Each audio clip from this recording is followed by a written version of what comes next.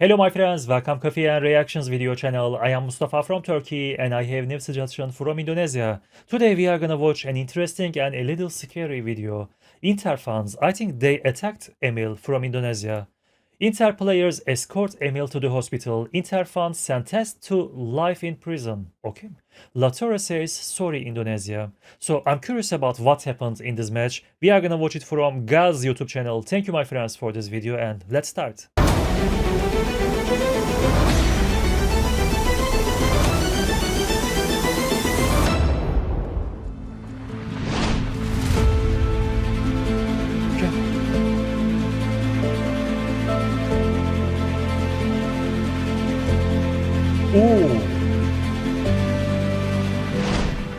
Pekan ke-23 Serie A So they throwed some fiery material, right? Okay. Italia. Hari-hari seperti ini biasanya cuma Inter. soal klasemen, soal poin, soal siapa yang ke Eropa, dan siapa yang mulai ketar-ketir melihat zona degradasi. Tapi bagi publik Indonesia, semua ini terasa berbeda. Karena di lapangan hijau Italia, ada dua nama yang kini bukan lagi sekedar milik klub mereka. Jesus, Emil Audero. Dua pemain, dua pertandingan berbeda.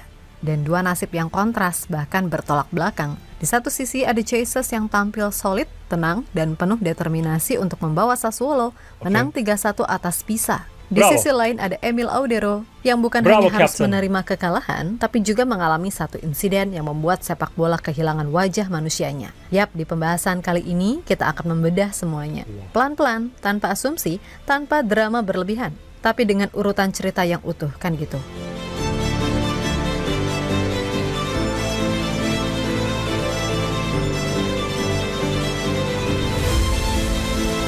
Jesus, Captain. Sebagai awalan kita mulai dari kabar baik dulu, di mana ada Jesus yang bersama Sassuolo berhasil meraih kemenangan 3-1 atas Pisa. Tentu saja itu bukan sekedar kemenangan biasa, karena kemenangan itu kembali membuat Sassuolo pelan-pelan mulai nyundul tipis-tipis ke 10 besar. Yap, di laga itu C bukan hanya tampil rapi dalam bertahan, tapi juga menjadi sorotan utama lewat satu momen krusial. Sebuah peluang emas Pisa, bola sudah melewati kiper, dan di momen ketika para pemain Sassuolo udah pasrah, Jesus berlari sekuat tenaga dan melakukan clearance tepat di garis gawang. Yap, satu sapuan, satu keputusan cepat, dan satu penyelamatan yang mengubah arah pertandingan. Momen itu... Did he save the ball from here? This is crazy. Oh, bravo, bravo Captain. He really saved the ball here. Oh, bravo. Amazing. Itu kembali viral, bukan cuma di Italia dan Eropa, tapi juga di Indonesia. Yap, bagaimanapun Abang J ini emang terlihat seperti back yang sudah matang secara mental. Tenang, gak panikan, dan juga tahu persis kapan harus mengambil resiko. Namun di pertandingan lain, tidak jauh dari sana, nasib berkata lain pada satu nama Indonesia lainnya, yaitu Emil Audero. Yap, Cremonese menjamu Inter Milan. Di atas kertas Inter memang unggul, dan hasil akhirnya pun emang berpihak ke mereka. Cremonese kalah 0-2 lewat gol Lautaro Martinez dan Piotr Zielinski. Meskipun begitu, skor ini bukan cerita utama.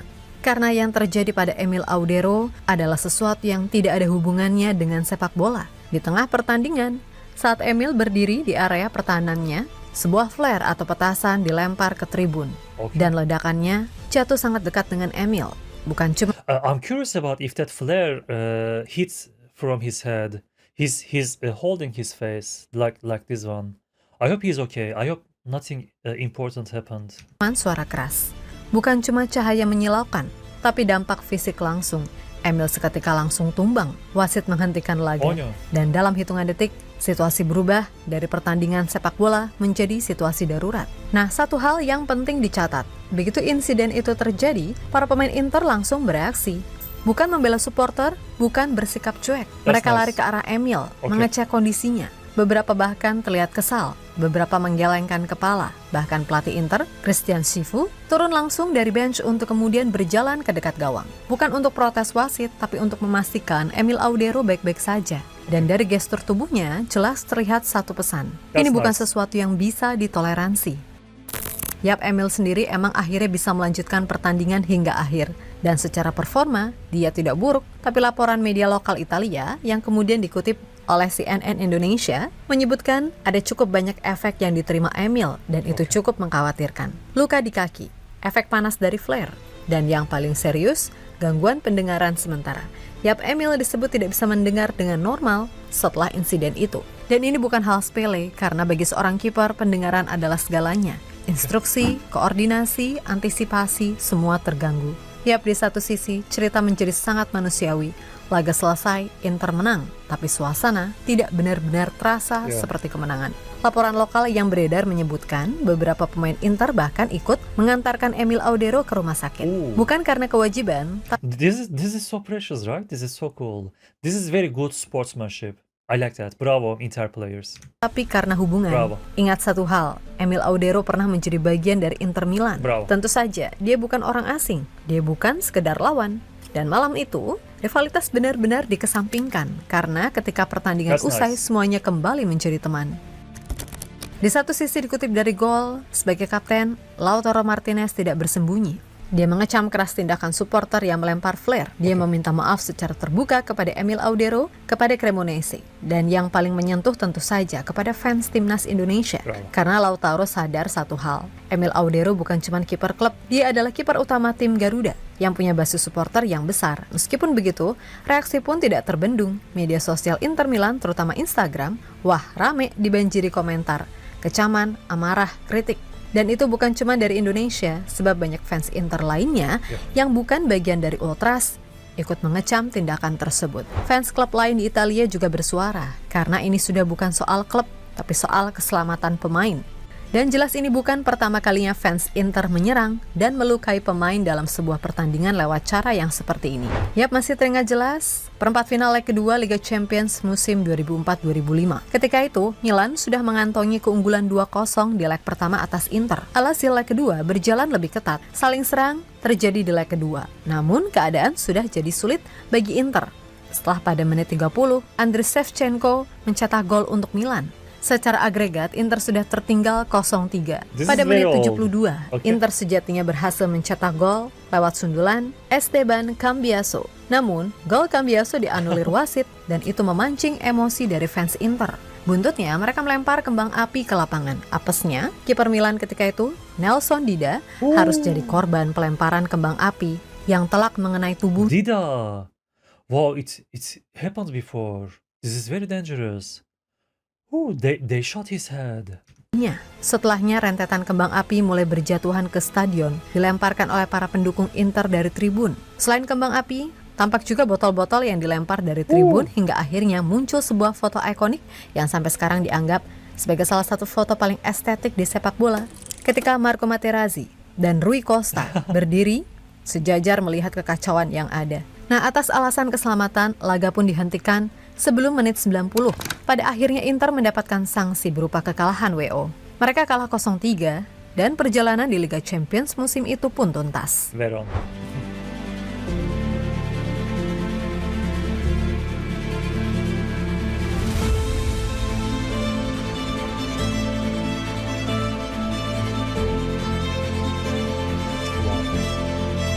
This is very dangerous.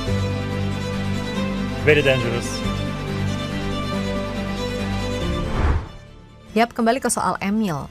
Laporan dari kepolisian Italia menyebutkan pelaku terancam ditangkap lalu diberi larangan seumur hidup masuk stadion. Arrest. Dan potensi sanksi kolektif untuk Inter berupa larangan laga tandang tanpa penonton.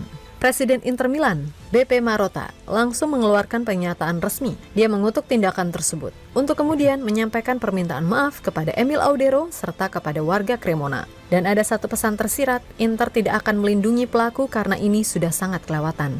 Yap, di luar dari kejadian tersebut, bagi Cremonese, kekalahan ini memperpanjang tren buruk 5 laga tanpa kemenangan, posisi ke-15. Hanya 6 poin dari batas akhir zona degradasi. Sedangkan bagi Inter, kemenangan ini makin mengkokohkan mereka di puncak klasemen. Tapi kembali lagi, kemenangan ini datang dengan catatan pahit, kan gitu.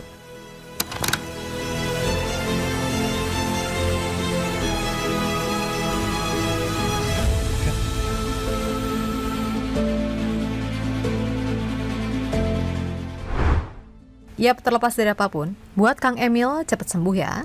Karena penampilanmu sudah ditunggu di FIFA Series Maret 2026 dan Indonesia kangen lihat aksimu. Terus buat pelaku pelemparan flare, guandeng kowe, dan semoga sanksi benar-benar ditegakkan. Karena ini bukan kenakalan, ini membahayakan nyawa, kan gitu. Dah pokoknya, untuk timnas Indonesia secara keseluruhan, harapannya satu, semoga semua pemain terutama yang abroad di Eropa bisa fit, sehat, dan siap. Karena 2026 bukan cuma soal pertandingan, tapi soal lembaran baru, menuju ranking FIFA yang lebih baik dan persiapan panjang ke Piala Asia 2027. Yang jelas sepak bola seharusnya menyatukan, bukan melukai, di mana itu juga berlaku buat supporter di sini. Dan semoga kejadian tersebut menjadi pelajaran terakhir buat semuanya. Yang pasti buat semua elemen timnas, tetap semangat dan sukses selalu. Oke, kita Garuda. We are Garuda. So we watched one good news, one bad news from Indonesian players in Italy.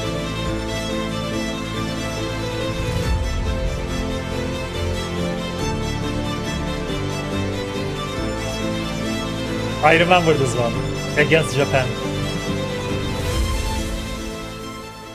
Okay.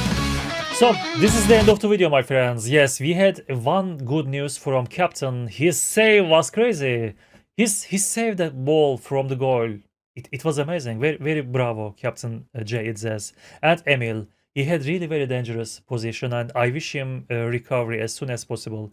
Thank you, Gaz YouTube channel, for sharing these news with us. Thank you, my friends, for your suggestions, and thank you watching it together with me. Have a nice day. Take care of yourself. Bye-bye.